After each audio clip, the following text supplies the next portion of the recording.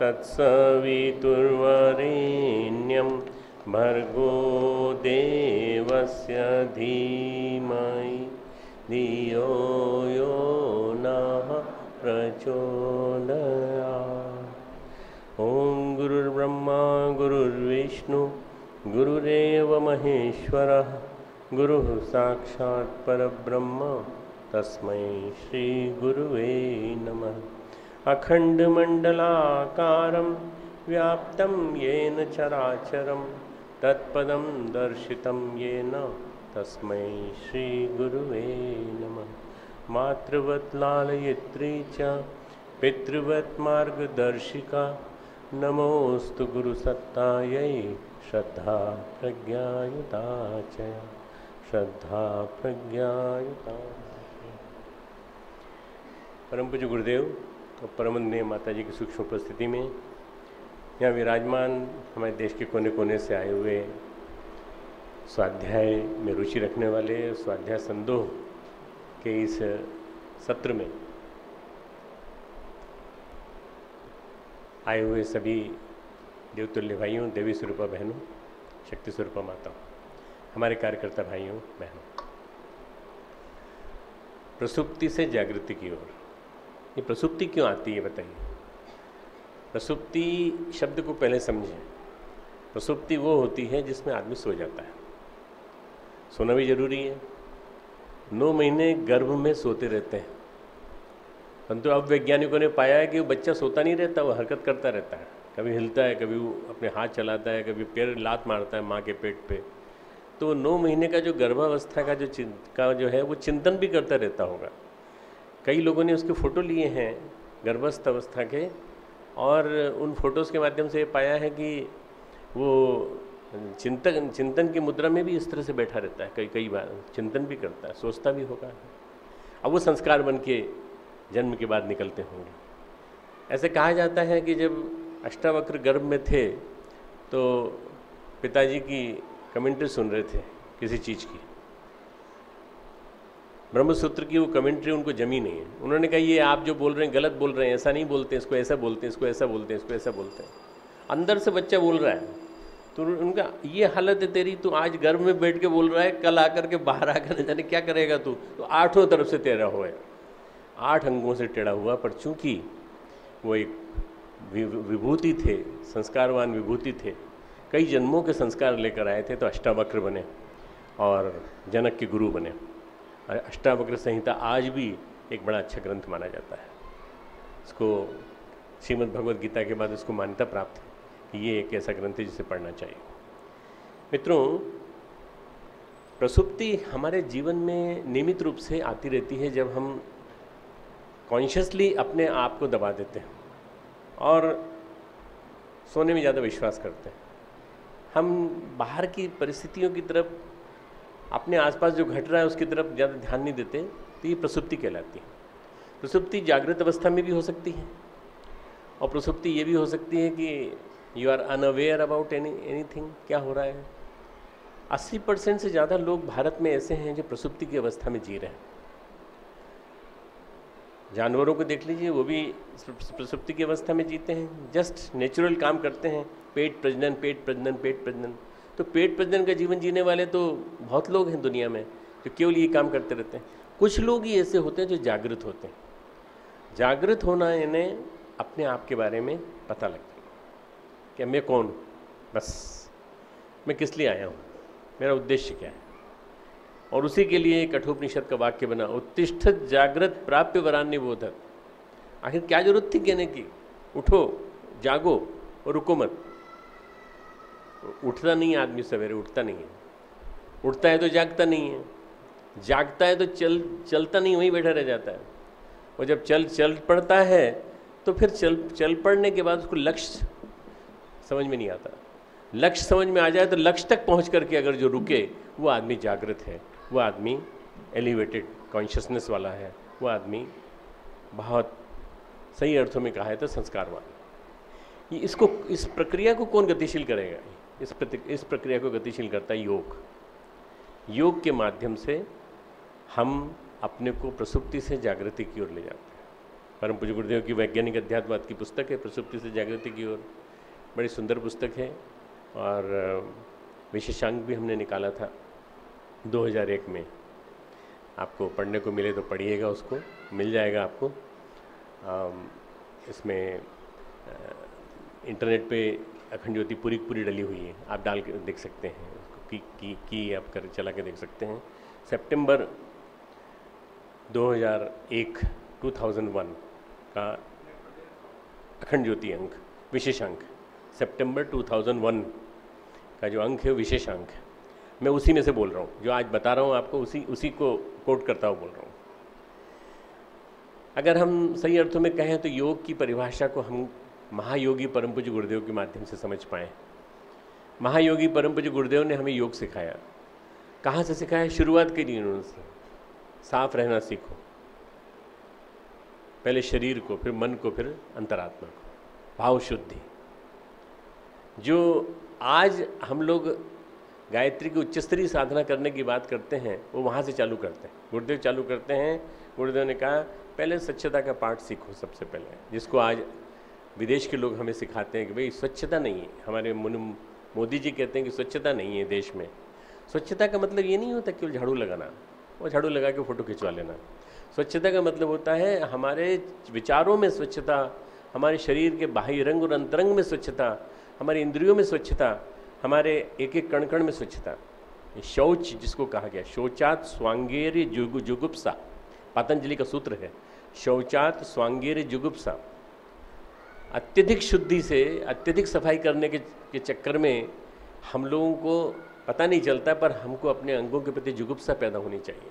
ये पतंजलि कहते हैं।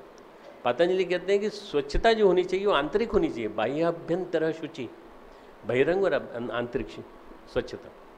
तो परम पूज्य गुरुदेव ने उस चीज़ को बताया और कहा है स्वस्थ शरीर, स्वच्छ मन, सभ्य समाज। स्वस्थ शरीर, स्वच्छ मन, सभ्य समाज, ये तीन चीज़ होंगी तब जाकर के समग्र योग सधेगा और इस देश की कुंडलिनी जगेगी। मित्रों, जब ये मेरा विषय आता है सामने तो सबके मन में ये आता है कि डॉक्टर साहब योग कुंडलिनी के बारे में बताएंगे। नहीं, मैं कुंडलिनी के बारे में नहीं बताऊंगा। कुंडलिनी का मैं इंट्रोडक्शन दूंगा, दूर से एक झलक दिखाऊंगा केवल।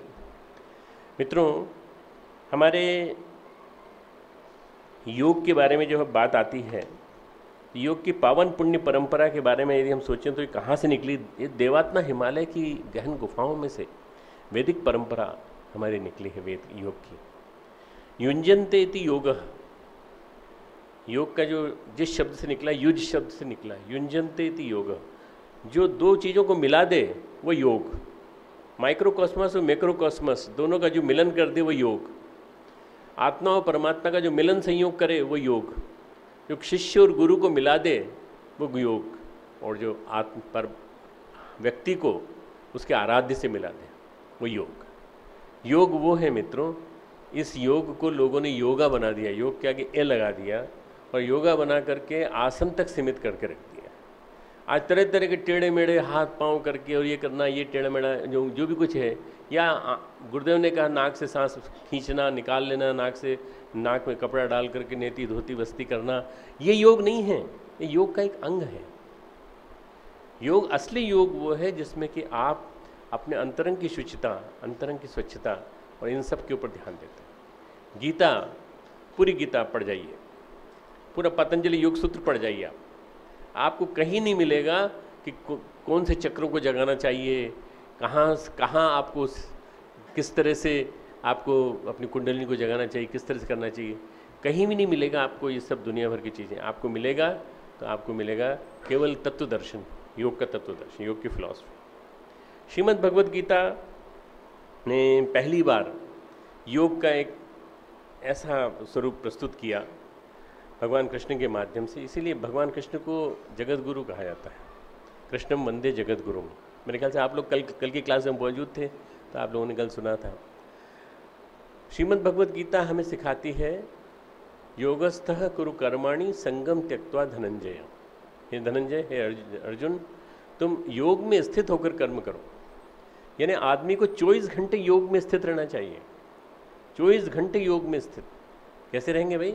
किस मुद्रा में खड़े रहें? ऐसे रहें कि ऐसे रहें? नहीं, वो मुद्रा उद्रा नहीं बात कर रहे हैं, मनस्थिति की बात कर रहे हैं। मनस्थिति हमारी क्या होनी चाहिए? हमारी मनस्थिति आसक्ति रहित होना चाहिए। आसक्तियाँ हमें बांधती हैं, आसक्तियाँ हमें पीछे खींचती हैं। आसक्ति रहित जीवन, और वो बताया भगवान कृष्ण ने अर्जुन को, और वो बताने के साथ साथ उन्होंने सब कुछ बताया। देखो, इसके लिए तुम्हें आसन भी यूज़ करना पड़ेगा, बैठना भी पड़ेगा, सीधी नाक सीधी करके नाक के अग्रभाग में देखते हुए, सब कुछ बताते हैं। 6ठे अध्याय में आत्म संयम योग है, उसमें पूरा बताया कैसे करना है, और इतना सुंदर ढंग से बताया। मेरे को एक श्लोक इतना प्यारा लगता है, शनै शनै उपरमेद बुद्धया, शनै शनै उपरमेद बुद्धया धृतिग्रहितया। धीरे, शनै शनै यानी धीरे धीरे। योग जल्दी में करने की चीज़ नहीं है कि फटाफट जैसे वो ट्रेडमिल करते ना, उस तरह से करें। योग में शनै शनै, धीरे धीरे, उपरमेद, उपराम करो, उपराम यानी ऊंचा उठाओ। शनै शनै उपरमेद बुद्धया धृतिग्रहितया, धैर्य को धारण करके, धृति यानी धैर्य, ग्रहितया। संस्कृत बहुत कठिन नहीं है, अगर गीता को समझना हो तो संस्कृत बड़ी कठिन नहीं है, आप अगर उसका अर्थ को समझ लेंगे तो कोई दिक्कत नहीं। धृतिग्रहितया आत्मसंस्थम मनः कृत्वा, अपने आप को यहाँ स्थित मानो परमात्मा के साथ, आत्म जगत में, अपने आत्म जगत में। हम सारी दुनिया में अपना ध्यान जाता है, पर यहीं नहीं जाता हमारा ध्यान। यहीं हमारा अनाहत चक्र में हमारा भगवान बैठा हुआ है, इस भगवान को हम नहीं देख पाते, बाकी सबको देख लेते हैं। तो ये आत्मसंस्थम मनः कृत्वा न किंचिदपि चिंतयेत, और कुछ चिंता मत करो। खाना क्या बन रहा है, कौन आने वाला था, मेरा अगला प्रोग्राम क्या है, इसके बाद कहाँ जाना है, वो क्यों सोच रहे हो? 10 मिनट के लिए, 15 मिनट के लिए अगर ध्यान करने बैठे हो तो ये शनै शनै उपरमेद बुद्धिया धृतिग्रहितया, इस श्लोक को आप याद रखिएगा। ये 6ठे अध्याय में है, श्लोक का नंबर मुझे मालूम नहीं, क्रमांक नहीं मालूम, मैं बता रहा हूँ। इसी की तुरंत बात कहते हैं, इसी की तुरंत बात कहते हैं, यतो यतो निश्चरति मनः, जब जब तेरा मन घूमे इधर उधर, यतो यतो निश्चरति मनः चंचलः, तेरा मन चंचल हो जाए और ऐसा कुछ हो जाए तो क्या करना चाहिए? ततः ततः नियम्येत तद, ततः ततः, तब तब तो उसको नियम में का मतलब होता है अनुशासित ढंग से लाना सही राह पर। नियम्येत तद आत्मन्येव वशम नयेत, अपनी आत्मसंस्था के मन कंट्रोल में रखना। योग का मतलब होता है अपने कंट्रोल में, अपने अंतर जगत के कंट्रोल में। अंतर जगत की यात्रा करने की बात योग सिखाता है। इसलिए योग को आप समझने की कोशिश करना कि योग प्रसुप्ति को जागृति क्यों करता है, क्योंकि अंदर की ग्रंथि खोलता है। 3 ग्रंथियाँ हैं हमारी, रुद्र ग्रंथि, विष्णु ग्रंथि, ब्रह्म ग्रंथि, और इन 3 ग्रंथियों में रुद्र ग्रंथि सबसे नीचे है, ब्रह्म ग्रंथि ये है, विष्णु ग्रंथि ये है। इनको खोल करके हमारे अंदर के सारे जितने भी कषाय कल्मश हैं उनको निकाल के बाहर कर देता है, और हमें योग ध्यान के माध्यम से ऊंचा उठाता है। मित्रों, कहीं गीता में नहीं आया है यम नियम आसन प्राणायाम प्रत्याहार धारणा ध्यान समाधि। हाँ, प्राणायाम का जिक्र जरूर आया है, प्राणायाम का जिक्र आया, बस केवल आसन का जिक्र आया है, प्राणायाम का जिक्र आया है, आसन का जिक्र आया है, बस केवल संदर्भ है। पर बाकी चीज़ें ध्यान के ऊपर पूरी आई। ध्यान तेरा लगना चाहिए अर्जुन, तेरा ध्यान लगना चाहिए। और ध्यान कब लगेगा? जब तू बाहर की चीज़ों से मन हटाएगा, आसक्ति हटाएगा। इसलिए इस चीज़ को जरा थोड़ा समझने की ज़रूरत है कि हम अपने योग को कैसे साधते हैं। अपना योग साधने के लिए हमको योग की जो महत्ता है उसको गहराई से समझने के लिए हमें अपने जीवन को साधने की कोशिश करनी पड़ेगी। और अपने जीवन को साधने के लिए, इस योग की पावन पुण्य परंपरा को अपने जीवन में उतारने के लिए हमें जीवन का साधना विज्ञान का ककहरा सीखना पड़ेगा। ABCD ककहरा चालू होता है पहली चीज़ से, संयम। सबसे पहला है संयम। आप लोगों को संयम की परिभाषा नहीं मालूम। गुरुदेव लिखते हैं योग साधना के तत्व दर्शन का प्रथम सूत्र है संयम। संयम का अर्थ प्रायः दमन से लिया जाता है। दमन, अरे कंट्रोल करो अपने ऊपर कंट्रोल करो। जो अपनी इच्छाओं कामनाओं को जितना अधिक दबा सके, कुचल सके, वह उतना ही अधिक संयमी है, ऐसा माना जाता है। लोक प्रचलित इस मान्यता के विरुद्ध हम कहते हैं, गुरुदेव लिखते हैं, हम कहते हैं संयम का वास्तविक अर्थ है जीवनी शक्ति की बर्बादी को रोकना। जीवन शक्ति की जो हमारी जीवनी शक्ति है जिसको हम खो रहे हैं रोज, उसको रोकना। जीवन ऊर्जा के क्षरण व अपव्यय पर प्रतिबंध लगाना। जीवन ऊर्जा कई स्रोतों से निकलती, आँखों से भी निकलती, कानों से भी निकलती, हमारे खाने के माध्यम से मुंह से भी अंदर जाती है, और हमारे अंदर चिंतन के माध्यम से, हमारे मस्तिष्क से निकलती किरणों के माध्यम से। इसके अपव्यय पर प्रतिबंध लगाना। प्रकृति में परमेश्वर ने हम में से हर एक को क्रिया शक्ति, चिंतन शक्ति, भाव शक्ति, ये 3 अनुदान दिए हैं। क्रिया शक्ति, कर्म, चिंतन शक्ति, विचार, भाव शक्ति, भावनाएं, अनुदान दिए हैं। इनमें से प्रत्येक शक्ति का सदुपयोग किया जाना चाहिए और इस जीवन लक्ष्य के सुनिश्चित उद्देश्य के लिए नियोजित करना चाहिए। इसे संयम कहा गया है। सामान्य जनों की बात तो दूर, अपने को योगी और साधक कहने और मानने वाले संयम के वास्तविक अर्थ से दूर रहते हैं। संयम किसी विशेष प्रक्रिया का नाम नहीं है, कोई प्रोसेस नहीं है। यह एक प्रकार से दिखाऊ अथवा प्रदर्शन का तत्व भी नहीं है। यह तो गहन आंतरिक तत्व है, गहन आंतरिक तत्व। और इसे वही कर पाता है जो अपने को गहराई से जानने समझने की चेष्टा करता है, अपना आत्मावलोकन करता है, आत्मविश्लेषण करता है और पाता है कि मेरे अंदर क्या कमी है, मैं कहाँ से रोकूं इसे, एक शरण को कैसे रोकूं, काम बीज को ज्ञान बीज में कैसे बदलूं, काम बीज से ज्ञान बीज का जो परिष्कार है, ऊर्ध्वगमन, ये कैसे करूं, ये आपको संयम के माध्यम से पता चलेगा। संयम के सत्य ही दूसरा स्टेज चालू हो जाता है, परिष्कार। संयम के बाद है दूसरा परिष्कार। परिष्कार या परिशोधन की प्रक्रिया चल पड़ती है। यह योग का द्वितीय सूत्र है। संयम से परिशोधन तक की यात्रा या परिष्कार तक की यात्रा अनेक कठिनाइयों भरी है। यद्यपि 2 शब्दों के बीच की दूरी नहीं है, पर वह जीवन के 2 आयामों का फासला है, 2 डायमेंशंस। एक डायमेंशन संयम का है, एक डायमेंशन परिशोधन का है। इसे विवेकवान, धैर्यवान और दृढ़ निश्चय ही कर पाते हैं। तो सबसे पहले आपको विवेक को जीवन में उतारना पड़ेगा, धैर्य उतारना पड़ेगा और निश्चय उतारना पड़ेगा। निश्चय करके रहेंगे, ऐसे कैसे नहीं होगा। मिठाई सामने आ जाती है तो हमारा मन क्यों ललचा जाता है, किसी सुंदर स्त्री को देखकर हमारा मन क्यों विचलित हो जाता है, नहीं होगा। विवेक कितना डेवलप करेंगे, विवेक ऐसा डेवलप करेंगे, विवेक के साथ वैराग्य जुड़ा हुआ है, विवेक कितना डेवलप करेंगे कि वैराग्य मन में पैदा होगा और हम कभी भी इधर उधर नहीं होने पाएंगे। विवेक, दृढ़ निश्चय और धैर्य। क्रिया, चिंतन एवं भावना में बार बार भटकाव आता है। चित्त और उसकी वृत्तियां बार बार अपनी परिचित राहों पर दौड़ने भागने के लिए लालायित होती हैं, क्योंकि उनकी आदत तो है ही, इंद्रियों की आदत है भागने की, तो भागेंगी। सतत अभ्यास और उत्कट वैराग्य से, देखिए वैराग्य का मतलब ये नहीं होता कि सब कुछ छोड़ छाड़ के हिमालय चल देना। सही बात बता रहा हूँ। वैराग्य का मतलब होता है आप अपने अंदर बैठी हुई जितनी नेगेटिविटीज़ हैं उनको निकाल दीजिए। वैराग्य नेगेटिविटी से, नकारात्मकताओं से, वैराग्य विभिन्न प्रकार की उदासीनताओं से, वैराग्य विभिन्न प्रकार के आपके अंदर जो बैठे हुए द्वेष और इच्छा, राग और द्वेष के जो विकार हैं, इनसे वैराग्य करना है आपको। आपको साधनों से वैराग्य क्या करोगे। मान लो आपने छोड़ भी दिए, कपड़े कम से कम पहनना चालू कर दिए, बहुत अच्छा है, सादगी रखिए, कोई दिक्कत नहीं है। ज़्यादा कपड़े हैं तो कोई दिक्कत नहीं है, उपयोग करिए, पहनिए उनको, और जहाँ तक हो सके कम से कम में काम चलाइए। एक ब्राह्मण तपस्वी का जीवन जिए, वो आपको वैराग्य का अभ्यास कराएगा। बहिरंग से अंतरंग का अभ्यास करना हो तो ब्राह्मण और तपस्वी का जीवन जीने का अभ्यास करने की कोशिश करनी चाहिए।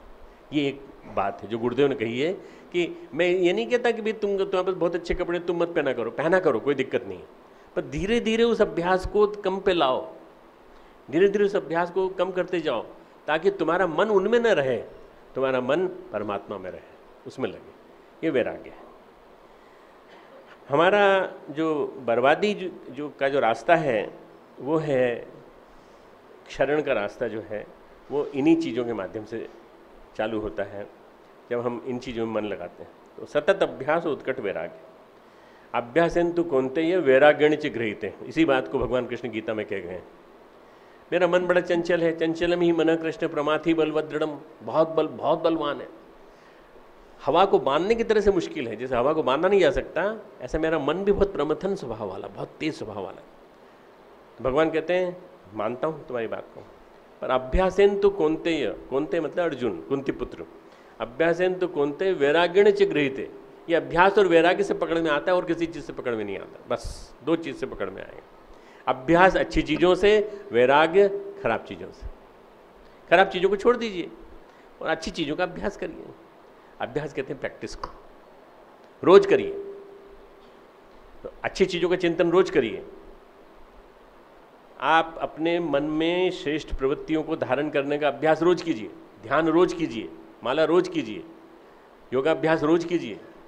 आप जो प्रज्ञा अभियान का योग व्यायाम करते हैं ना, वो रोज करिए। कितना इंटेलिजेंट वर्ड यूज़ किया गुरुदेव ने, प्रज्ञा अभियान का योग व्यायाम। नहीं तो लोग उसी को योग समझ बैठते और दुनिया भर में प्रचार करते। नहीं, योग उतना नहीं है, वो योग व्यायाम है, योग व्यायाम है। आसन हमारे योग को साधने में मदद करते हैं, प्राणायाम हमारी चित्त की वृत्ति को परिष्कृत करने में मदद करते हैं, पर वो नहीं है सब कुछ। योग नहीं है, योग तो समग्र है पूरा के पूरा।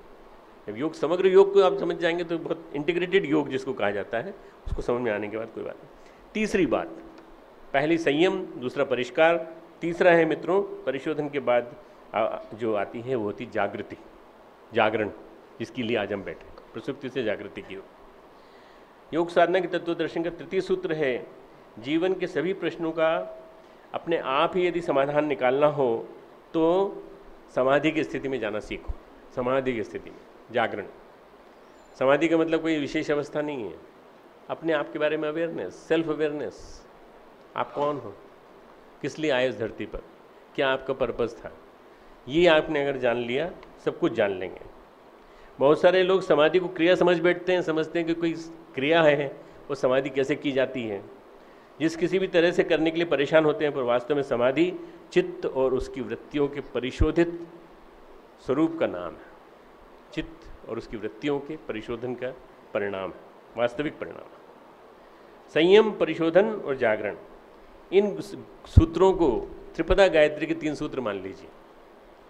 आज से आपको याद रहेंगे ये 3 चीज, है ना? संयम, परिशोधन और तीसरा कौन सा है? जागृति।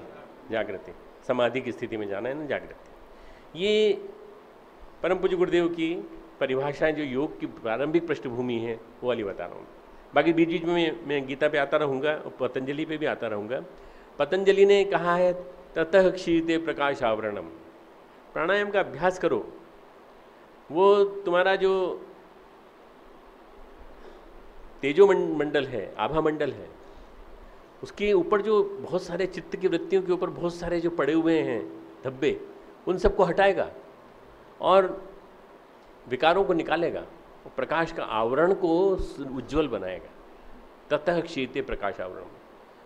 ये जो पहला सूत्र है समाधिपाद, ये पतंजलि कितने विद्वान थे, उन्होंने पहले शिखर दिखाया।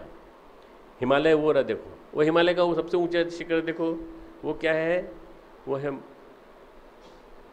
Gaurishankar, mount Everest. देख लिया ना तुमने? अब उसको देखने के बाद उसको चलने की यात्रा बताता हूँ। तो पहला अध्याय गौरीशंकर को दिखाने की यात्रा है, दूसरे तीसरे चौथे अध्याय उसकी चलने की यात्रा है पूरी पूरी। उन सब यात्राओं में सारी बात बताई गई है। तो पहला अध्याय है, उसमें जो कहते हैं मित्रों कि योगः चित्तवृत्ति निरोधः, चित्त की वृत्तियों का निरोध ही योग है। चित्त की वृत्तियों का, चित्त का नहीं, चित्त की वृत्तियों का जो निरोध करना सीख जाता है। चित्त की वृत्तियां दौड़ाती हैं मनुष्य को इधर उधर, भगाती हैं इधर उधर, उनको जो सीख लेता है वो सब कुछ सीख जाता है। चित्त की वृत्तियों को हम रोकना सीखें, उन पर नियंत्रण करना सीखें, और चित्त की वृत्तियों का जो परिशोधन कर लेता है। चित्त जो है एक प्रकार से हमारा ब्लैक बॉक्स। आप लोगों के विद्वान लोग बैठे हैं, आपको मालूम है कि हर विमान में एक कॉकपिट होता है, कॉकपिट में ब्लैक बॉक्स होता है। ब्लैक बॉक्स में मेमोरी होती है प्लेन की, कहाँ क्या क्या बातचीत हुई पायलट की, और जब एक्सीडेंट हो जाता है तो ब्लैक बॉक्स ढूंढा जाता है। सबसे आपने सुना होगा ब्लैक बॉक्स ढूंढ रहे, ब्लैक बॉक्स ढूंढ रहे। वो मिल जाता है तो फिर उससे पता लग जाता है कि किस वजह से एक्सीडेंट हुआ था, क्या बातचीत हो रही थी पायलट की, टावर से ATC टावर से क्या बात चल रही थी, एयर ट्रैफिक कंट्रोल से क्या बात चल रही थी। ये जो ब्लैक बॉक्स है ये चित्त है। और चित्त में पूर्व जन्मों के जितने संस्कार हैं आपके, वो सब बैठे हुए हैं वहाँ पे पूरे पूरे। इस चित्त को चित्ताशय कहा गया है। चित्ताशय, जैसे आमाशय होता है उसमें आम पाचन होता है, भोजन पचता है, आमाशय, मलाशय में मल होता है, ऐसे चित्ताशय, इस चित्ताशय की शुद्धि योग का उद्देश्य है। चित्ताशय की शुद्धि योग का उद्देश्य है। क्या हम कर सकते हैं? क्या हमारे मन में आ सकता है कि हम इसके करने के लिए कुछ प्रयास करें? यही इस पूरी योग का उद्देश्य है। परम पूज्य गुरुदेव ने स्थूल शरीर की योग साधना बताई है, कर्मयोग। उन्होंने कहा स्थूल शरीर को साधना है तो कर्मयोग से साधो। कर्मयोग की साधना में सबसे ज़्यादा प्रथम और सबसे महत्वपूर्ण स्थान है आलस्य और प्रमाद से मुक्ति और श्रम में रुचि। कर्मयोग की प्रथम साधना सबसे पहले कि प्रैक्टिकल साधक, मैं समझता हूँ गुरुदेव जैसे प्रैक्टिकल साधक कोई नहीं आया होगा जिसने एक चीज़ को इस तरह से खोल के बताया होगा। इसके लिए ज़रूरी है कि समय को बहुमूल्य और बेशकीमती समझा जाए, एक एक क्षण का सदुपयोग किया जाए और हमेशा श्रम में लगा जाए। प्रातःकाल उठते ही और रात्रि को सोते समय हर दिन नया जन्म, हर रात नई मौत की साधना, बस कर्मयोग की साधना ये रही। इससे ज़्यादा डिटेल में नहीं जाऊँगा मैं, क्योंकि मेरे पास करीब 20 प्रकार की साधना है जो मैं बताने वाला हूँ। सूक्ष्म शरीर है हमारा चिंतन, हमारा मन, ज्ञान योग की साधना। मैं कौन हूँ का उत्तर देता है ज्ञान योग। अगली साधना है मैं कौन हूँ कि उत्तर देता है ज्ञान योग। ज्ञान योग की शुरुआत आत्मजिज्ञासा से होती है। जब समूचा अस्तित्व एकजुट होकर अपनों से ये प्रश्न पूछता है, अपने से स्वयं खुद ये प्रश्न पूछता है मैं कौन हूँ, और अन्य प्राणियों में भी एक ही पुकार उठने लगती है कि मैं कौन हूँ हर एक के अंदर, तो ये ज्ञान योग की साधना आरंभ होने लगती है। दरअसल सूक्ष्म शरीर की साधना में साधक को सबसे पहले एहसास यही होता है कि पल पल नष्ट होने जाने वाला, हर घड़ी मृत्यु की ओर बढ़ने वाला मेरा स्थूल शरीर, इससे मेरा परिचय नहीं है। ये मेरा परिचय नहीं हो सकता।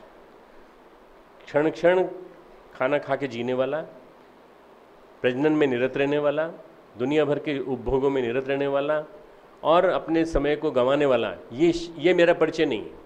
मेरा परिचय क्या है? मेरा परिचय मेरा चिंतन, मेरा विचार, मैं क्या हूँ, मैं सोचता क्या हूँ। एक डेकार्टे करके डेकार्टे कहते हैं उसको, चूँकि वो इटालियन था, वो बहुत बड़ा एक फिलोसोफर हुआ। उसने कहा है I know what I am, मैं जानता हूँ मैं कौन हूँ। मैं कौन हूँ? व्हाट आई थिंक, जो मैं सोचता हूँ वही मैं हूँ। आप अपने बारे में क्या सोचते हैं, आपके अपने बारे में क्या मान्यता है, ये ज्ञान योग यहाँ से शुरू होता है। ज्ञान योग में बार बार ज्ञान योग में लीन साधक को सबसे बड़ा पहला एहसास यही होता है कि पल पल नष्ट होने वाला, हर घड़ी मृत्यु की ओर बढ़ने वाला मेरा स्थूल शरीर मेरा परिचय नहीं है। और यही अनुभूति ज्ञान योगी को नाशवान स्थूल शरीर से उठा करके अविनाशी की ओर ले जाती है। अशोच्यानन्व शोचत संप्रज्ञावादांश भाष्य से तो उन लोगों की तरह से भाषण देता है, पंडितों की तरह से, जिन लोगों को मालूम ही नहीं है दुनिया में क्या है, और उनकी तरह शोक करता है पंडितों की तरह से। शोक करके बताता है कि मेरे रिलेटिव्स मारे जाने वाले हैं, तो महामूर्ख है। अर्जुन को लताड़ लगाते हैं और उसको कहते हैं इनके तर्क दे दे के मुझे तो प्रभावित नहीं कर सकता, ये तो मरने वाले हैं और मर चुके हैं, और फिर कई लोग फिर से जन्म लेने वाले हैं। जो जन्म लेने वाले हैं और जो जन्म ले चुके हैं और जो ये मरने वाले हैं, इन तीनों के लिए कौन शोक करता है? बिल्कुल एक प्रैक्टिकल फिलॉसफी, जीवन को कैसे डील करना, ये ज्ञान योग है, ये कर्म योग, ये आपको सिखाता है। तीसरा मित्रों, मिलन और महामिलन का नाम है। मिलन और महामिलन पे टिका है भक्ति योग। ज्ञान योग, कर्म योग, भक्ति योग। भगवान का रहस्य जानना हो तो भक्त का रहस्य जान लो। भक्त क्या है? भगवान के सानिध्य में रहता है और हमेशा अपने आप को समर्पण भाव से जीता है कि मैं नहीं कर रहा हूँ, वो कर रहे हैं, मैं नहीं कर रहा, इदम न मम, ये मेरा नहीं है, ये उन्हीं का ही है। जो इदम न मम के भाव से रहता है भक्त, चेतना के महत तत्व में लीन होता है, उसकी साधना स्थूल सूक्ष्म से परे कारण शरीर की साधना हो जाती है। उसकी साधना, अब क्या साधना करनी है ये अभी नहीं बताने की बात है, क्योंकि इसके लिए समय नहीं अपने पास। आज तो एक झलक दिखा रहा हूँ मैं आपको, कारण शरीर की साधना, ये हमारी भक्ति योग की साधना। मूलभूत आधार है अन्नमय कोश की शुद्धि। सारी साधनाओं का, योग का जब करें तो पहले अन्नमय कोश शुद्ध होना चाहिए। अन्नमय कोश की शुद्धि नहीं होगी तो आदमी, वास्तव में आज आदमी का आहार विहार इतना गड़बड़ा गया है कि जब तक वो अन्नमय कोश को शुद्ध नहीं करेगा तब तक आगे नहीं बढ़ पाएगा। आहार शुद्ध हो सत्व शुद्ध हो। आहार शुद्ध होता है तो सत्व शुद्ध होता है। सत्व कहते हैं मेरो को, बोन मेरो के अंदर, बोन के अंदर एक मेरो होती है, और ये मेरो जो होती है मज्जा, इसी के अंदर सारे सारे संस्कार वगैरह बनते हैं, सब विनिर्मित होते हैं। योग साधना के अंदर जीवन के सार्वभौम विकास के लिए अन्नमय कोश के परिष्कार की पर्याप्त महत्ता बताई गई है। अन्नमय कोश की योग साधना के द्वारा ही योगी आरोग्य के साथ साथ शरीर संस्थान पर अद्भुत अधिकार प्राप्त कर लेता है। इच्छानुसार शरीर को गर्म या ठंडा रखना, ऋतुओं के प्रभाव से प्रभावित न रहना, शरीर की ऊर्जा पूर्ति के लिए आहार पर आश्रित न रहकर सीधे प्राकृतिक स्रोतों से प्राप्त कर लेना। गुरुदेव भोजन आता था और लौटा देते थे। मुश्किल से एक छोटा सा केले का टुकड़ा लिया और मैंने आखिरी के 8 वर्ष उनको बहुत नज़दीक से देखा है, और लौटा देते थे। और जब गुरुदेव लौटाते तो मैं कहता था, माता जी नाराज़ होती है मुझसे, कहती है तुम वहाँ रहते हो, तुम खाने खिलाते क्यों नहीं गुरुदेव को? खाते कुछ नहीं है, खाली थाली लौटाती है बिना खाए। माता जी तो सब जानती थी ना, माता जी तो शक्ति थी, पर इसके बावजूद मेरी परीक्षा ले रही थी। मैंने गुरुदेव से कहा, मैंने गुरुदेव थोड़ा तो खा लिया करिए आप, कम से कम दाल चावल या कुछ भी, सब दही कुछ भी आप ले लिया करें। तो गुरुदेव मुझे पकड़ करके, हाथ पकड़ करके मुझे बाहर ले गए छत पे। बाहर छत बनी हुई है गुरुदेव कमरे के बाहर। उन्होंने कहा ये दिख रहा है, ये क्या है? मैंने कहा आकाश। बोले मैं आकाश खाता हूँ, मैं आकाश खाता हूँ। सारे तत्व वहाँ मौजूद हैं। मैं सांस लेता हूँ तो उसके साथ साथ मैं सारा आकाश खा लेता हूँ। बस मेरे लिए किसी भोजन की जरूरत नहीं, मेरे को किसी व्यंजन की जरूरत नहीं है, मेरे लिए आकाश ही सब कुछ है। सारे सातों तत्व उसमें मौजूद हैं, सब कुछ उसमें मौजूद है, पंच तत्व उसके अंदर मौजूद हैं, सब कुछ वहाँ मौजूद है। मैं अगर बेटा भोजन करूँगा ना इस समय, ये 7-8 वर्ष का जो अंतिम समय मेरा जो सूक्ष्मीकरण की साधना का है, पंचीकरण की साधना का है, जिसमें गुरुदेव ने 5 अपने वीरभद्र पैदा किए थे, वो वाला समय था। उन्होंने कहा कि ये करूँगा तो ये दिक्कत देंगे, मुझे बहुत परेशान करेंगे, ये लोग इन लोगों को जन्म नहीं दे पाऊँगा मैं, इसलिए मैं आकाश खाता हूँ, आकाश खा करके जीता हूँ। ये सिद्ध पुरुषों की बात बता रहा हूँ। आप लोग मत करना अपने घर जाके अपनी पत्नी से बोलना कि आज से मैं भोजन नहीं करूँगा, आकाश खाता हूँ। अगले दिन से परेशान हो जाओगे भूख लगेगी बहुत। खाना खाना जरूरी है, भोजन करो पर शुद्ध भोजन करो, शुद्ध भोजन करो, संस्कारी भोजन करो, शुद्ध स्रोतों से आया हुआ भोजन करो। ऐसा ना हो कि ऐसे स्रोतों से आया हो जो आपकी बिना मेहनत की कमाई का हो। ये भी बहुत महत्वपूर्ण है जो अन्नमय कोश की सिद्धि में आता है। अन्नमय कोश की साधना का एक सूक्ष्म पक्ष ये है कि हमारे शरीर में असंस्कारित जो भोजन है वो बाधक बनता है और उच्च स्तरीय साधना में उचित सहयोग नहीं दे पाता। तो आप जो प्रसुप्ति की ओर चल रहे, जागृति की ओर चल रहे हो, तो आपको फिर ये बीच में व्यवधान ना लेगा। प्राण शक्ति का संतुलन प्राणमय कोश के माध्यम किस तरह से करेंगे? मित्रों, महायोगी ने अपने अनुभव से सिद्ध किया है कि प्राणमय कोश के प्राण योग से जीवन में चमत्कारी परिवर्तन लाया जा सकता है। वैज्ञानिक दृष्टि से ये कोई अतिशयोक्ति नहीं है। वैज्ञानिकों ने प्रायोगिक दृष्टि से मस्तिष्क एवं हृदय जैसे विलक्षण केंद्रों से लेकर त्वचा तक में पर्याप्त जैविक विद्युत जो है प्राण संस्थान, उसके प्रभाव को स्पष्ट तौर पर स्वीकार किया है। योग दृष्टि तो कहीं इससे भी सूक्ष्म है। वो कहती है कि आदमी की प्राणमय कोश में पूरा के पूरा सब कुछ परिष्कृत सबल बनाकर अपने शरीर बल्कि दूसरे शरीरों को भी प्रभावित करने की सामर्थ्य मौजूद है। प्राणमय कोश को जिसने जगा लिया वो सामने वाले को भी प्रभावित कर सकता है। योग विज्ञान का मत है प्राण शक्ति ही जीवात्मा की सत सत्ता को चित्त शक्ति में परिवर्तन करती है। प्राणमय कोश की प्राण शक्ति ही सत सत्ता को चित्त शक्ति में परिवर्तित करती है।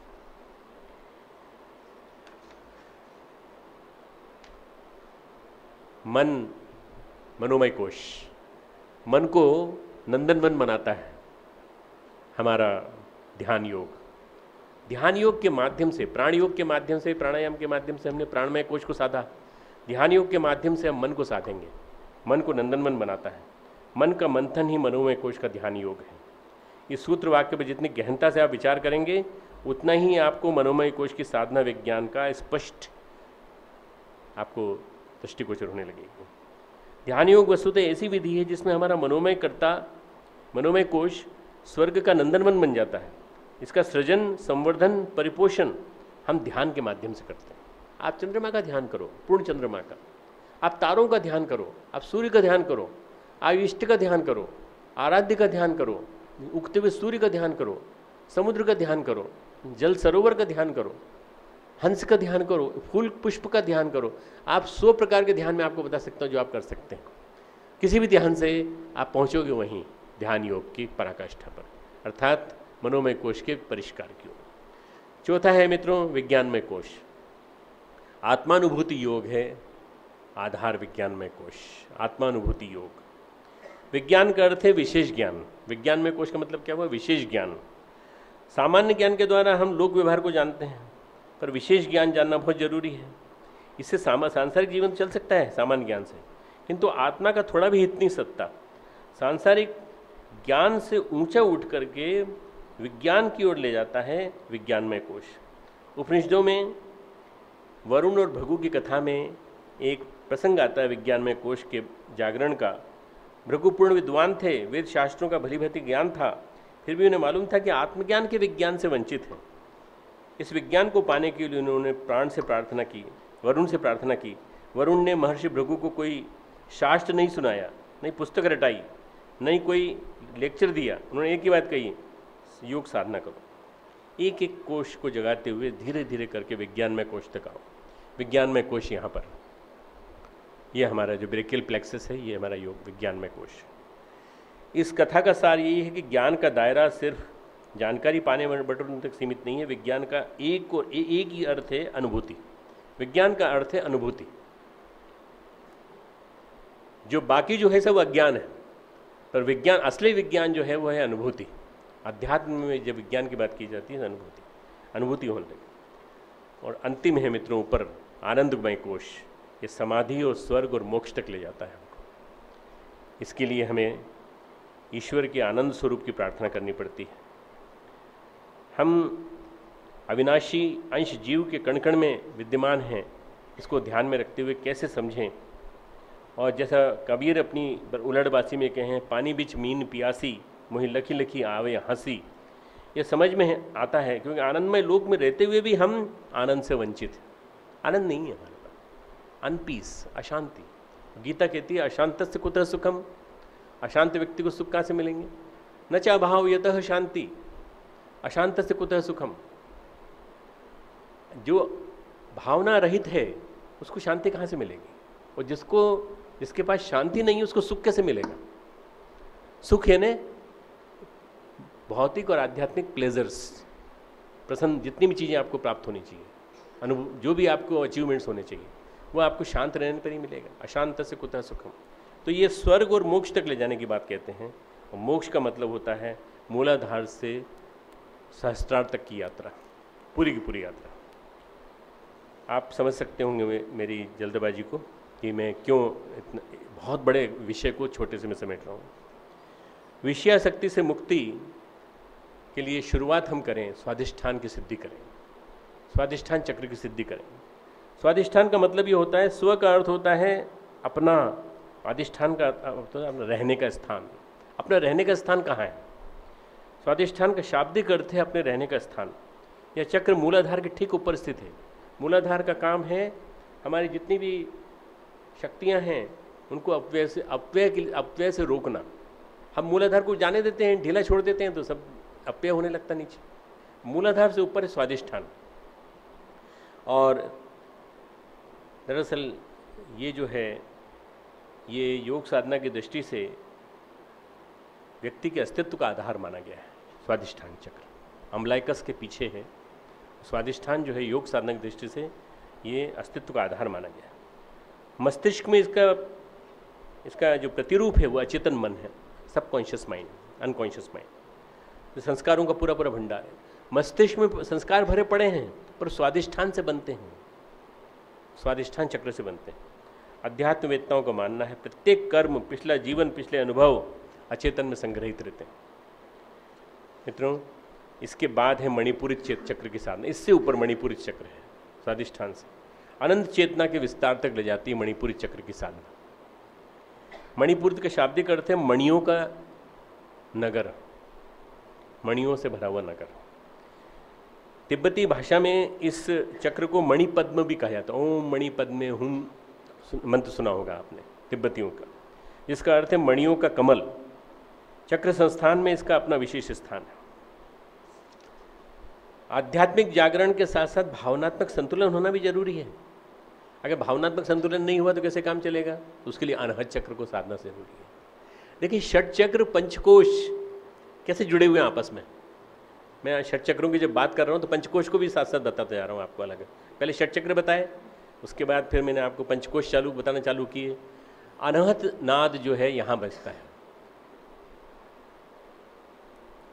कबीरदास जी उलट बांसी में लिखते हैं, अनहत बीच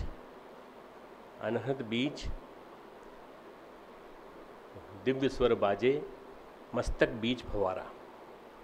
मस्तिष्क में फवारा घूम रहा है एक रेटिकुलर एक्टिवेटिंग सिस्टम। साइंटिफिकली पूरा हमारा जो सहस्त्रार चक्र है वो ऊपर है और यहाँ पे अनहत नाद जो है ये गूंज रहा है। नहीं, उस वैज्ञानिक को इतना सब मालूम था। कबीर, ये सारे के सारे जितने भी ऋषि थे सब वैज्ञानिक थे। मुनि जो थे मनीषी थे। वो चिंतन करते रहते थे, किताबें लिख के, किताबें पढ़ के ज्ञान देते थे। और ऋषि लोग जो हैं अपने काया की सत्ता में प्रयोग करते रहते थे, प्रयोगशाला में प्रयोग करते रहते थे और बराबर ये बताते रहते थे क्या क्या करना है। अनहत चक्र का सीधा संबंध हमारे मनोमय शरीर से है। हमारा मनोमय शरीर, मनोमय कोश सीधा जुड़ा हुआ है इससे। नाद योग से विशुद्धि चक्र का जागरण। इसका जागरण कैसे करेंगे? विशुद्धि चक्र बता तो दिया आपने, तो कैसे जागरण करेंगे? नाद योग से करिए। नाद योग जब सुने तो सुनते समय ध्यान करिए कि हमारे अंदर की विशुद्धि चक्र की साधना, विशुद्धि चक्र जाग रहा है हमारा। अब बहुत डिटेल में नहीं जा सकता मैं। विशुद्धि चक्र शुद्धिकरण का केंद्र है। शुद्धिकरण के केंद्र होंगे। इसका संबंध जीव चेतना के शुद्धिकरण और संतुलन से। चेतना का संतुलन बनाने का काम विशुद्धि में जो हमारा विशुद्धि चक्र है और हमारा ये विज्ञानमय कोश, ब्रह्म के साथ एकाकार कर अंतर्दृष्टि जगाने वाली साधना है आज्ञा चक्र की साधना। अंतःत्राटक बहिर्त्राटक, अंतःत्राटक बहिर्त्राटक, बार बार करिए। पहले अंदर देखिए, फिर बाहर देखिए, फिर अंदर देखिए, फिर बाहर देखिए। दीपक का ध्यान करिए, सूर्य का ध्यान करिए। आप जितनी बार ये ध्यान करेंगे तो आज्ञा चक्र आपका जागेगा और आज्ञा चक्र के जागने के माध्यम से आपके अंदर एक ही अर्थ ध्वनित होगा, आदेश। आज्ञा चक्र आदेश देता है किसको? पूरे शरीर को। समूचे अस्तित्व का नियंत्रण केंद्र है आज्ञा चक्र। इसीलिए गुरु यहाँ तिलक लगाता है। गुरु तिलक लगा के दीक्षा देता है। हम तिलक लगाते हैं यहाँ पे। ये आज्ञा चक्र का स्थान है। त्रिपुटी मध्य, ये पिट्यूटरी पीनियल एक्सिस है। पीनियल पिट्यूटरी एक्सिस, यहाँ पिट्यूटरी है या पीनियल है। एक द्विदलीय कमल है, वो 2 पंखुड़ियाँ हैं उसकी, और उसमें यहाँ बैठा हुआ है ये हमारा आज्ञा चक्र। ये गुरु का प्रतीक है। बृहस्पति देव इसके हमारे गुरु हैं, देव गुरु हैं, इसलिए इसे गुरु चक्र भी कहा गया। आज्ञा चक्र को गुरु चक्र भी कहा गया। अब ये सबसे अंतिम चक्र सहस्त्रार चक्र, सदगुरु की कृपा से सहस्त्रार चक्र की उपलब्धि होती है और कोई नहीं है। अगर जब तक आपको श्रेष्ठ गुरु न मिले आपका सहस्त्रार सिद्ध नहीं होगा। सहस्त्रार का शाब्दिक अर्थ है 1000 कमल वाला, पंखुड़ी वाला। इसमें छिपी हुई अनंत शक्तियाँ हैं। अनंत पंखुड़ियों वाले कमल के रूप में इसको बताया गया है। शास्त्रकारों ने बड़ी सांकेतिक रूप में इसको बताया। सहस्त्रारम महापद्मम शुक्लवर्णम अधोमुखम अकारादीक्ष काराभव स्फुरद्वयी विराजितम। अनुभव साधकों ने इस सांकेतिक स्पष्टीकरण की व्याख्या करते हुए कहा कि आज्ञा चक्र के ऊपर एक महानाद है, उसके ऊपर शंखिनी नाड़ी है, उसके अग्रभाग में शून्याकार स्थान में महारंध्र में स्थित प्रकृति रूप विसर्ग के निम्न प्रदेश में प्रकाश स्वरूप पूर्ण चंद्रमा के समान एक अत्यंत श्वेत वर्ण का अनंत स्वरूप सहस्त्रदल कमल, यहाँ से लेके यहाँ तक ऐसे, ये सहस्त्रदल कमल है। दोनों सेरेब्रल हेमिस्फीयर, आप में से कुछ डॉक्टर भी होंगे, समझते होंगे, 2 हमारे जो लोग होते हैं, इन दोनों के बीच में जो सहस्त्रदल कमल, दोनों मस्तिष्कों का संतुलन बनाए रखता है। दोनों मस्तिष्कों के संतुलन के माध्यम से पूरे शरीर का संतुलन बनाए रखता है। यहाँ गड़बड़ हो जाती है, ब्लीडिंग हो जाती है तो पूरे शरीर में बाईं तरफ लकवा हो जाता है, इधर हो जाती है तो दाईं तरफ लकवा हो जाता है। ये सारी की सारी मतलब पूरी चीज़ें मेडिसिन और इसको कंबाइन करते हुए कुंडलिनी शक्ति जागरण का मर्म एक ही है कि आप सबसे पहले अपने मूलाधार से ऊपर की ओर यात्रा करना चालू करिए, मूलाधार से सहस्त्रार तक। परम पूज्य गुरुदेव के ढेर सारे ध्यान हैं, उन ध्यान के माध्यम से करें। अब इन सब में नूर कौन है, सबसे बड़ा रत्न कौन है इन सब साधनों में? सदगुरु। यदि सदगुरु नहीं है, सदगुरु आपके ऊपर कृपा नहीं बरसा रहा है, तो आपके कोई भी योग साधना नहीं विकसित होगी। जैसे सदगुरु को समझने की कोशिश करें। सदगुरु के दर्शन होने या फिर उनके आठों पहर सदगुरु के दर्शन होने पर आठों पहर सुख दुख नहीं व्यापते। वे सदगुरु कैसे हैं इसके बारे में कहते हैं, प्रकाश ही उनका ओढ़ना है, प्रकाश ही उनका बिछोना है, प्रकाश ही उनका सिरहाना है। अरे भाई, सदगुरु तो समूचा प्रकाश पुंज ही है, यानी कि बस वो प्रकाश पुरुष हैं। ऐसे प्रकाश पुरुष सदगुरु के मिलने पर भला जीवन अंधकार में रह सकता है? ऐसे सदगुरु के रूप में प्रकाश की अनुभूति करिए, तो आपको वो अनुभूति आपके जीवन में बनती चली जाएगी और विकसित होती चली जाएगी। हिमालय की छाया में बसा हुआ ये युग तीर्थ है, जहाँ आप आए हैं, सप्तऋषियों की तपोभूमि शांतिकुंज में आए हैं, और आप जो भंडारे में भोजन करते हैं, आहार शुद्धौ सत्व शुद्धि, इसकी जो बात करते हैं, ये जो आहार शुद्धौ सत्व शुद्धौ जो कहा गया है, उसमें गीता में कहा गया है, युक्ताहार विहारस्य युक्त चेष्टस्य कर्मसु। योगी जैसा आहार हो, योगी जैसा जीवन शैली हो, युक्त चेष्टस्य, चेष्टाएँ आपकी जो है, प्रयास आपके हैं योगी जैसे हो, कर्म आपके योगी जैसे हो, और युक्त स्वप्नों बोधस्य, जब सोएं तो योगी जैसे, उठ के जागें बोधस्य तो भी योगी जैसे। योगो भवति दुखा, योग दुख नाशक होता है, योग दुख नाशक होता है। एक कीवर्ड लिख लीजिएगा, योगो भवति दुखा, 6 अध्याय का 26वां श्लोक। मित्रों, ये हमारे आज के विषय का, प्रसुप्ति की जागृति का ज्ञान विज्ञान ये है कि अगर हम अपने शरीर को सही अर्थों में साधना चाहते हैं तो आहार से चालू करें, चिंतन से चालू करें, और अपने समर्पण से चालू करें, गुरु के प्रति समर्पण। इन तीनों के माध्यम से आप अपने शरीर को साध लेंगे, नीचे से लेकर ऊपर तक पूरा एक एक चीज़ ऐसी ढलती चली जाएगी कि आपका जीवन एक तरह से नया हो जाएगा। एक बच्चों को मैं बात बताता हूँ, बी बॉर्न अगेन, फिर से पैदा हो जाओ, बी बॉर्न अगेन, फिर से पैदा हो जाओ। पिछली चीज़ों को भूल जाओ, पिछला क्या किया तुमने, क्या गलतियाँ की, एक बार निर्मल हृदय से प्रायश्चित के भाव से गुरु के समक्ष लिख करके रख दो, और उसके बाद उसको फाड़ दो, जला दो, किसी के हाथ में न पड़े। अपनी गलतियाँ, अपनी कमियाँ गुरुदेव के सामने रख के जला दें, और उसके पश्चात फिर नए सिरे से जीवन जीना चालू करें, और इस योग को जीवन में साधना चालू करें, जो जीवन गुरुदेव जीवन बताया, इस योग के जो विभिन्न स्वरूप बताएं। योग के 3 ग्रंथ हैं मित्रों, पहला गीता, दूसरा पातंजलि योग सूत्र, और तीसरा है घेरंड संहिता, हठ योग प्रदीपिका, हठ योग प्रदीपिका और घेरंड संहिता। जो आप जिसको देखते हैं ना आजकल, सब नाक से पानी खींचना और ये सब उसी में आता है। घेरंड संहिता और ये गुरु गोरखनाथ का दिया हुआ ज्ञान है। घेरंड संहिता, GHERAND, घेरंड संहिता, और हठ योग प्रदीपिका, हठ योग प्रदीपिका।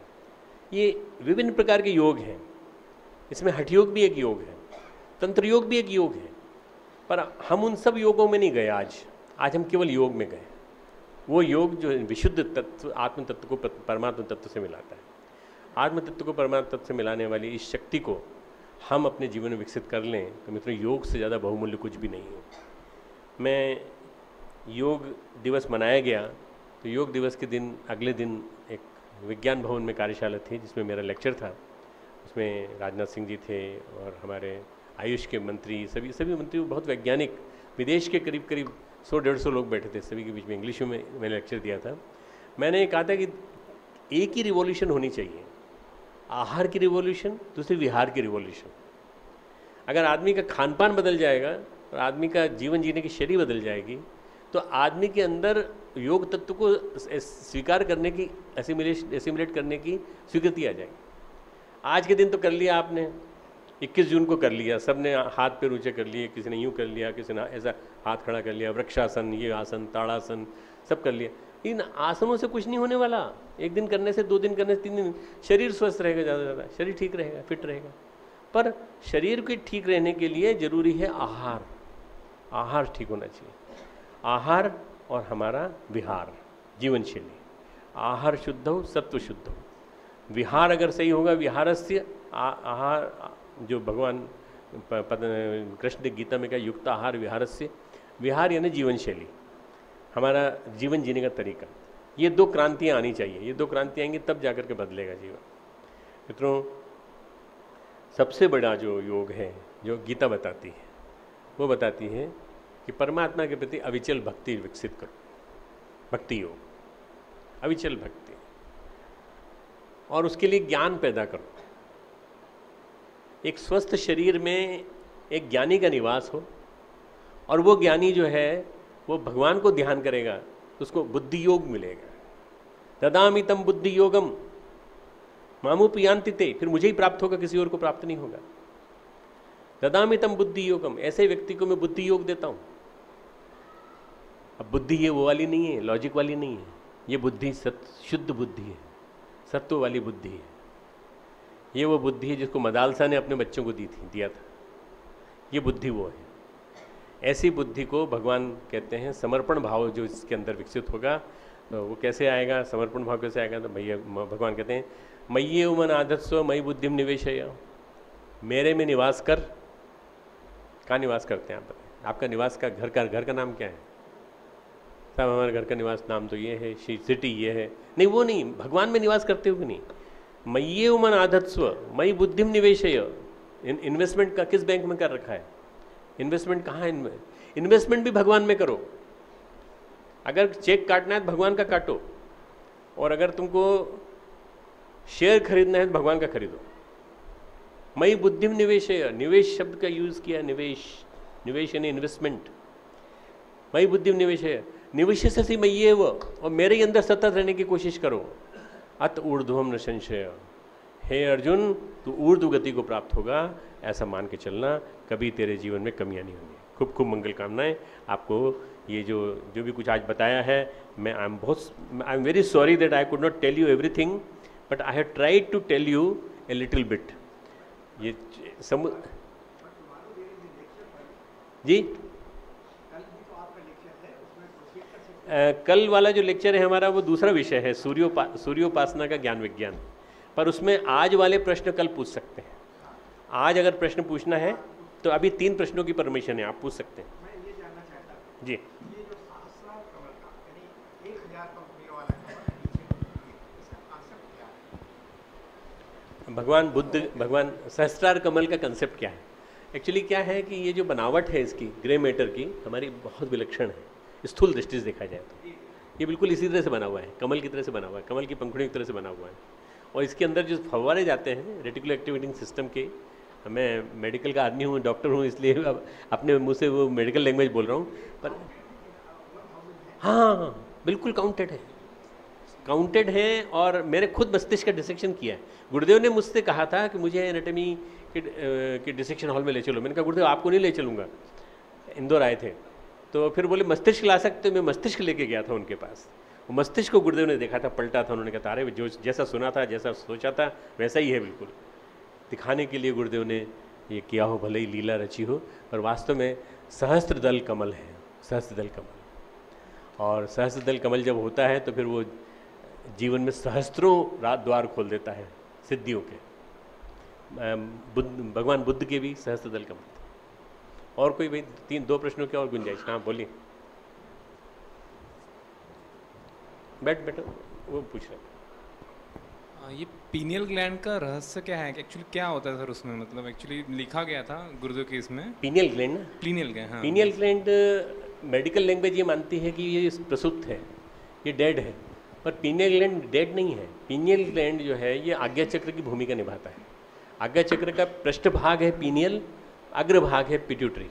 ये दोनों मिलकर के पीनियल पिट्यूटरी बनाते हैं। पीनियल ग्लैंड पे तो इतनी रिसर्च चल रही है। पीनियल ग्लैंड से मेलेटोनिन बनता है। वो मेलेटोनिन से आदमी का निद्रा का चक्र तय होता है। इसलिए मैं इसके ऊपर बहुत काम हो रहा है। और पीनियल पिट्यूटरी जो है दोनों ही बहुत महत्वपूर्ण है। कोई भी वेस्टिजियल नहीं है, कोई भी मतलब वेस्टिजियल ग्लैंड कोई भी नहीं है हमारा कोई भी चीज़ भगवान बनाए और भगवान पर इम्परफेक्ट चीज़ को हमारे अंदर डाल दे, ऐसा हो ही नहीं सकता। हर चीज़ परफेक्ट है। एक्चुअली उसमें बोला गया है कि मतलब कृष्ण जी अर्जुन को समझा रहे, वो वहाँ पे मतलब वहाँ देखना चाहिए, ऐसा लिखा गया है। मतलब वहाँ पे कहाँ किस ग्रंथ पे लिखा है? नहीं एक्चुअली मतलब जैसे ध्यान करना चाहिए कि कृष्ण जी अर्जुन को बता रहे हैं। वो आज्ञा चक्र की तरफ है। आज्ञा चक्र पे संकेत है। आज्ञा चक्र पूरा ये है, पूरा मैंने कहा ना बाईपेटल्ड आज्ञा चक्र, बाईपेटल्ड है। एक पेटल, एक उसकी कली, एक जो कमल का जो एक पंखुड़ी है वो है आज्ञा चक्र में सामने इस तरफ पीनियल पिट्यूटरी, यहाँ पीनियल। Thank you sir. हाँ भाई साहब जी। अचेतन मन जो है वो पूरी तरह से अवचेतन और अचेतन को संभालता है। चेतन और अवचेतन को संभालता है पूरी तरह से। अवचेतन मन जो सबकॉन्शियस माइंड है वो हमारा चित्त है। अगर चित्त की कोई परिभाषा पूछे तो अवचेतन मन है और उस चित्त को संभालता है। तो ये चेतन अचेतन अवचेतन, इसमें चेतन तो हमारी डायरेक्ट विजिबल है, अचेतन और अवचेतन मिलकर के बनते हैं चित्त, और इन दोनों के बीच में रहती बुद्धि, मन बुद्धि चित्त, और इनके ऊपर कंट्रोल करता है अहम, हमारा ईगो, शुद्ध अहम। और जब ये ईगो उसमें बदल जाता है अशुद्ध अहम में, तो हमारे को कंट्रोल करने लगता है और हमारे को कंट्रोल करके हमारे चिंतन को गड़बड़ाता है। चेतन अचेतन अवचेतन, गुरुदेव ने कहा एक और होता है सुपर चेतन। सुपर चेतन वो होता है जो विकसित कर लेता है अपने चेतन मन को, चेतन मन को विकसित कर लेता है, अवचेतन को और अचेतन को शुद्ध कर लेता है, उसका सुपर चेतन विकसित हो जाता है।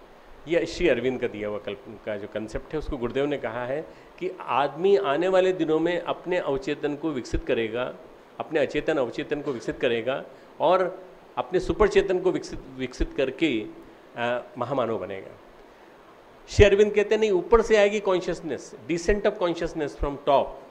गुरुदेव और श्री अरविंद में एक ही अंतर है, वो कहते हैं ऊपर से आएगी, गुरुदेव कहते हैं नहीं, नीचे से ऊपर जाएगी। महाप्रज्ञा, महाप्रज्ञा गायत्री महाशक्ति, महाप्रज्ञा ऊपर ले जाएगी, ऊपर उठाएगी। तो एसेंट गुरुदेव का दर्शन है और डिसेंट श्री अरविंद का दर्शन, दोनों का दर्शन एक ही जगह मिलाता है, दोनों एक ही जगह मिलेंगे आकर के। आज के क्वेश्चन यही समाप्त करते हैं।